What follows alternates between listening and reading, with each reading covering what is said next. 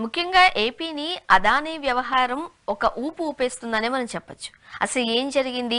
షర్మిల గారు లేవనెత్తిన అంశం అప్పట్లో అదానీ గారికి ఈ ప్రాజెక్టులు కావచ్చు వీటిలో 10,000 కోట్ల కమిషన్ జగన్మోహన్ రెడ్డి గారికి అందింది అని చెప్పారు. బట్ ఇప్పటి వరకు చంద్రబాబు నాయుడు గారు దానికి సంబంధించి నోరు కూడా మెదపడం లేదు. నెంబర్ 1 అసలు కుంభకోణం జరిగిందా లేదా, అదిగో పులి ఇదిగో మేక అన్నట్టుగా మన రాష్ట్రంలో కొన్ని మీడియా సంస్థలు తయారైనవి. అంటే ఎక్కడన్నా ఏమన్నా జరిగి జగన్ మెడకు చుట్టుకాలనేది ఒక మీడియా సంస్థలు. సరే, ఈ పక్క అనుకూలంగా ఉండే మీడియా సంస్థలు ఓటీఆరా ఎక్కడ ఏం జరిగినా తుమ్మిన దగ్గర చంద్రబాబు మెడకు చుట్టడం. ఈ రెండు పార్టీలకు అంటే పార్టీలుగా మీడియా చీలిపినప్పుడు వచ్చే ధోరణులు ఎట్లే ఉంటాయి. ప్రాక్టికల్స్ దాన్ని తోకబట్టుకొని మనం లాగినాం అనుకోండి. ఇప్పుడు షర్మిల గారు ఆ వార్తల ఆధారంగా స్పందించారు. ఇది కరెక్ట్ కాదు. ఫస్ట్ పాయింట్, ఎవరు అసలు ఆంధ్రప్రదేశ్లో విద్యుత్ ఒప్పందాలు ఏంటి? విద్యుత్ ఒప్పందాలు ఎవరితో చేసుకున్నారు? జగన్మోహన్ రెడ్డి గారైనా, గతంలో చంద్రబాబు నాయుడు గారైనా సెకీ అని అంటారు కదా, నేషనల్ విద్యుత్ నియంత్రణ, వాటితో చేసుకుంటారు ఒప్పందాలు. ఆ సంస్థతో ఈ ప్రైవేట్ సంస్థలు ఒప్పందం చేసుకుంటారు. అంటే ఆ సంస్థ సెకీతో మన జగన్మోహన్ రెడ్డి గారి ప్రభుత్వం చేసుకున్నారు. అంతకుముందు చంద్రబాబు గారు అదే దాంతో, ఇది కేంద్ర ప్రభుత్వ సంస్థ. దీంట్లో ఒప్పందం చేసుకున్నప్పుడు దాని ద్వారానే విద్యుత్ కొనుక్కోవాలి రాష్ట్ర ప్రభుత్వాలు. అంటే సెంట్రలైజ్డ్, అంటే ప్రైవేట్ రంగంలో విద్యుత్ ఉత్పత్తి ముఖ్యంగా ఎక్కడొచ్చిందంటే ఈ సమస్య, విద్యుత్తులో కొత్త పొంతలు దొక్కాలని ఈ గ్రీన్ ఎనర్జీని ప్రోత్సహించారు. అంటే సోలార్ కానీ విండ్ కానీ, ఇది ప్రయోగం కదా. ఇప్పుడు మీరైనా విద్యుత్ ఉత్పత్తిలో 1,000 కోట్లు పెట్టారనుకోండి, అది సక్సెస్ అవుతుందో ఫెయిల్ అవుతుందో మీకు తెలియదు, కొత్త ప్రయోగం కాబట్టి. అందుకని కేంద్ర ప్రభుత్వం దీన్ని ప్రోత్సహించడం కోసం ఒక సమస్యను సృష్టించింది.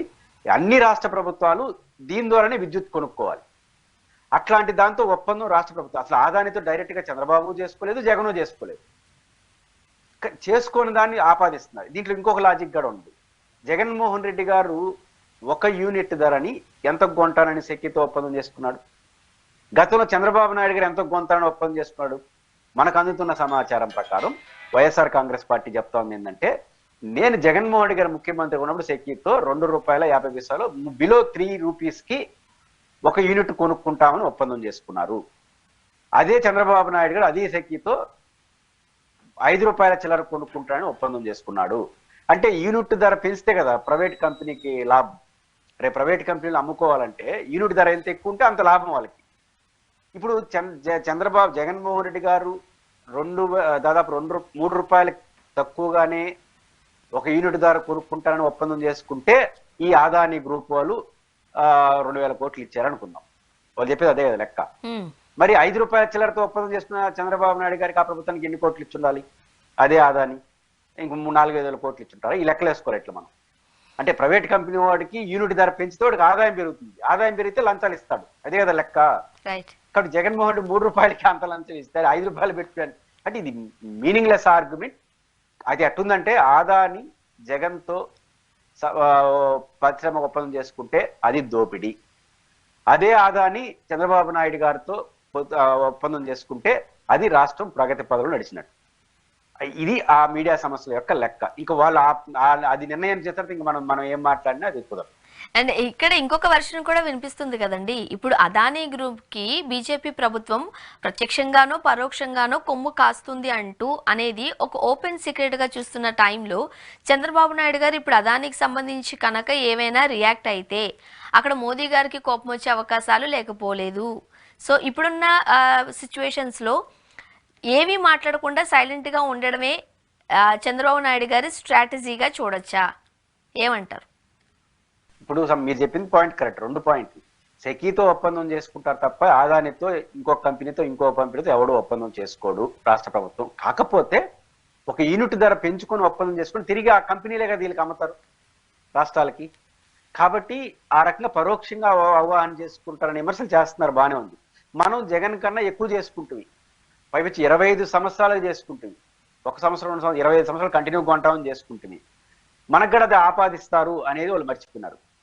2వ పాయింట్ మీరు చెప్పేది అనధికారికంగా అత్యంత వ్యాలిడ్ పాయింట్. అనధికారికం ఆదాని గారు మోడీ గారితో సన్నిహితం అనేది ఆధారాలు లేవు, కానీ అందరికి తెలిసిన నగ్న సత్యం, బహిరంగ రహస్యం అంటారు కదా, అట్లాంటి రహస్యం.